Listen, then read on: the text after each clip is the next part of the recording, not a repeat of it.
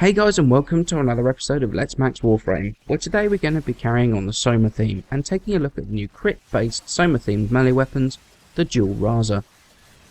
Now the Dual Raza are obtainable from the clan dojo in the Tenno research lab and requires the research to be done before being able to pick up the blueprint. So what do you actually get from this? Well, you get a decent base damage of 48, with the majority 28.8 coming in the form of slash, 14.4 in puncture, and 4.8 in impact. Now, that base damage on its own is actually pretty good and one of the highest for a dual sword.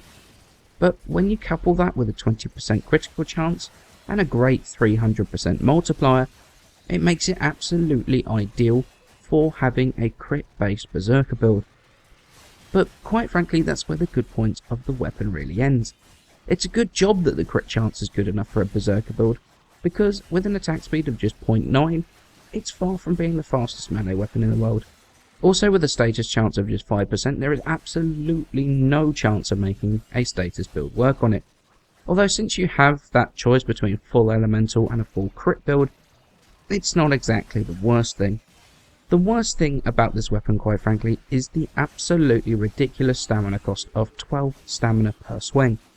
Now, this means that unless you're on a frame with extremely good stamina, you're going to drain your entire stamina pool in seconds, which is a huge issue against ranged units, meaning that you cannot block any shots and close the distance, increasing the damage you're going to take from them.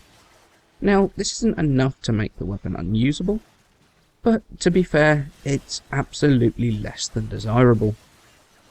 So, I know you guys want me to talk about the stance mods on the melee weapons when I review them, but the thing that's on the Dual Raza, the way that I use them and any weapon like them, is that I do nothing more than quick melee, having other weapons equipped and just tapping E to kill. So because of this, the stance mods are actually pretty much completely irrelevant for me. However, the fact that the weapon's stance polarity matches crossing snakes, there is no immediate need to change that polarity unless you prefer Swirling Tiger. Now both are great stances and I couldn't really choose between them. Neither of them are particularly bad, so it is really down to that personal preference. Okay, so let's move on to starting to mod the Dual Raza. Now the only polarity it comes with is the dash polarity in the stance slot, so we're going to add 2 dashes through former. Now we've got a whole bunch of mods that are remaining the same between all three of our builds. We've got pressure point for damage, we've got berserker, which is going to increase the attack speed for every time you crit with the weapon, which is going to work with True Steel to bring up that crit chance to 32%, and Organ Shatter to bring the crit damage up to a massive 5.7 times.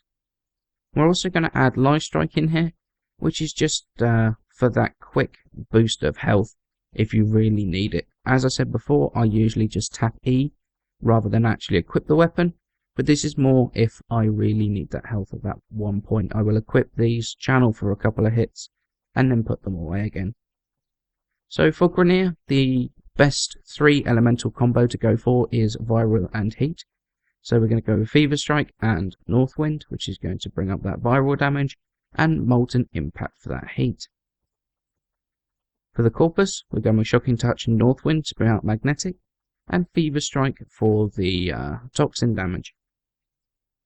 And for the Void and also for the Infested, going Shocking Touch and Fever Strike to bring up Corrosive damage, and Molten Impact for the extra heat damage.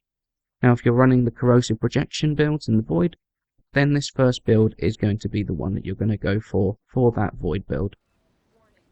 So do I think the Dual Raza are worth the time, effort and resources in maxing them? And the answer to that is actually a fairly surprising no, I don't feel they are. Okay, I know they have pretty decent base damage, however it's competing against melee weapons that, quite frankly, it could never win against. If you take a look at crit-based melee weapons, you start looking at things like the Dual Ica, the Dual Cleavers, and even though it's not a dual sword, the Atarax Whip. The base damage of the Dual Raza is admittedly higher than all of those, but when you look at the Dual Icas and see that the crit chance is higher, the attack speed is higher, and with it being pure toxin damage, the ability for amazing elemental builds makes it so much stronger in the long run. And when you take a look at the Dual Cleavers, it's not quite so clear cut, with the Cleavers actually being slower than the Dual Raza. but the crit chances again is higher, and the Syndicate mod for it means that the damage output from the dual cleavers is actually higher as well. Again, with the Atarax, they might share the same base speed, but the crit chance is higher on the Atarax, plus the Dual Raza don't have the, quite frankly, absolutely insane range that the Atarax can offer when it's fully modded. Now, does all of this mean I think the Dual Raza are bad weapons?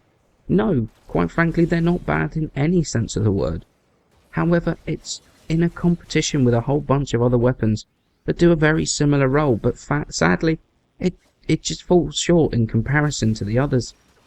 If you like the look of them, then by all means go for them, but I just can't recommend them when there are other weapons out there that quite frankly just do it better.